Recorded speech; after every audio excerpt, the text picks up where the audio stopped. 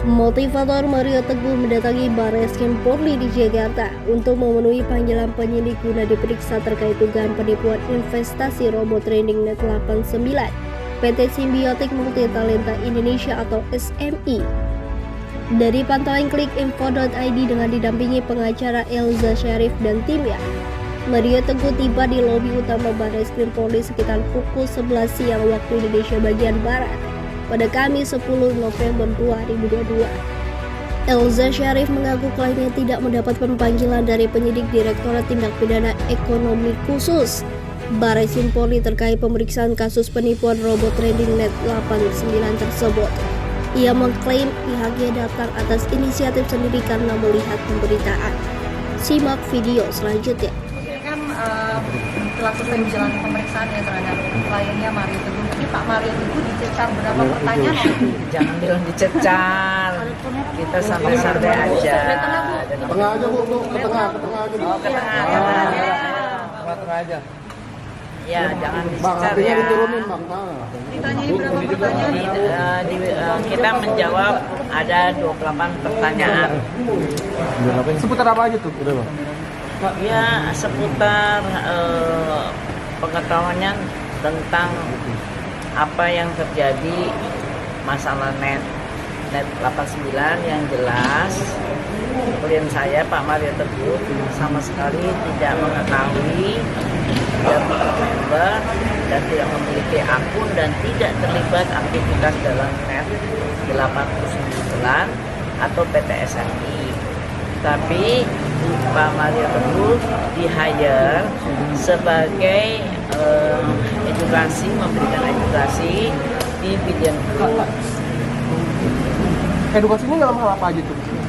Ya menjelaskan pada saat itu kan Pak Mario Teguh juga baru mulai tanggal di-hire-nya 24 Februari dan selesai tanggal 24 Oktober. Itu pun dari 24 itu komunitas yang tidak ada hubungan hukumnya dengan Net 89 atau PT SMI. Itu adalah komunitas menurut penyampaiannya yang hire Pak Mario Teguh bahwa itu kumpulan dari para pengusaha yang bisa mendapatkan link pada masa pandemi. Ini tahun 2021 ya. Dan sehingga itu ada pengusaha properti, coffee shop, ada sampai ke ini masalah pengusaha sendal, slop, segala rupa. Nah, dari kelompok itu kemudian itu aku memberikan edukasi bagaimana sih menambah income dalam keadaan pandemi, ya kan? Nah, tetapi ternyata pada saat memulai dari Februari itu kan kejadiannya semuanya down ya, coffee shop, hotel dan segalanya itu tidak jalan. 24 dari Februari sampai Juli Pak Mario Teguh nggak ada kegiatan. Tadi kan Pak karena udah kontrak Pak Mario Teguh kan dibayar oleh hire pribadi ya. Nah, akhirnya di dalam komunitas itu ada namanya kelompok Sukses 89. Sukses 89 itu yang merupakan member-member yang sukses yang melakukan kegiatan usaha di Net 89, tapi hanya nggak tahu sebagian kecil aja. Nah itu aja. Dan itu hanya berlangsung 3 bulan. Dan total 3 bulan itu berapa kali kelas yang dilakukan? Itu bukan coach ya. Saya masih jelaskan, ini bukan coach, menjelaskan secara general bagaimana pembelajaran edukasi kepada kelompok itu saja untuk bisa menambah income. Dan untuk masalah orang-orang yang sukses 89 dia sendiri yang melakukan testimoni. Nah, tapi walaupun mereka melakukan testimoni, Pak Mario Teguh menjelaskan namanya investasi suatu usaha itu ada up and down, ada namanya risiko. Itu Pak Mario itu kan memang seorang yang pernah diperbankan. Jadi menjelaskan segala risiko dan setiap ada untung pasti ada risiko. Jadinya dijelaskan kalau memang mau mengikuti orang yang sukses di 89, tentunya jangan menggunakan uang sendiri yang untuk yang di dalam kebutuhan sehari-hari. Kalau dia buntung gimana? Terus kedua, jangan minjem uang dan hal-hal yang jangan nanti merugikan. Itu aja. Mario kan tidak terlibat, jadi ya, sekali lagi saya bilang Pak Mario bukanlah brand ambassador.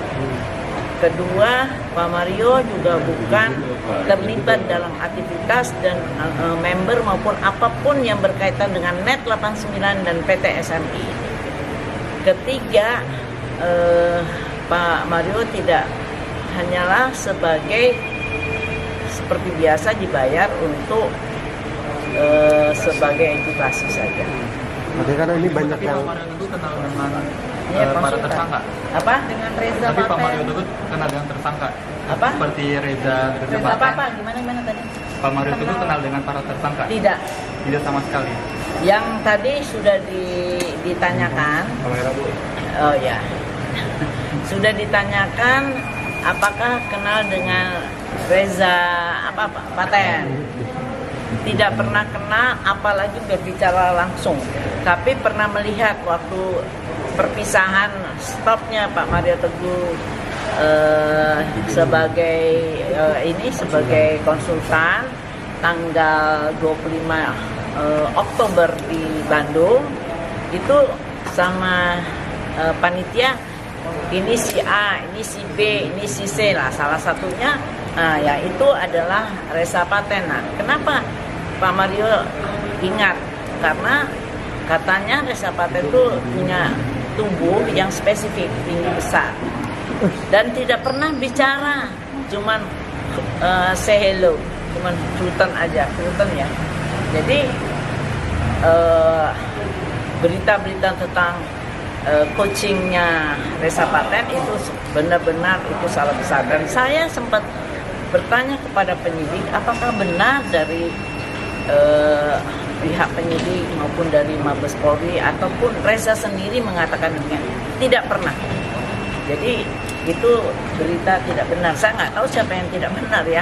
Saya tanya persis sama penyidiknya, penyidik maupun atasan penyidik, dan juga mengatakan Reza juga nggak begitu kenal.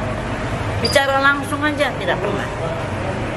ini kan banyak yang mudah-mudahan ini semua walaupun tidak berakhir dengan sempurna, tapi kita bisa membalikan harapan baik kita kepada rezeki kehidupan yang lebih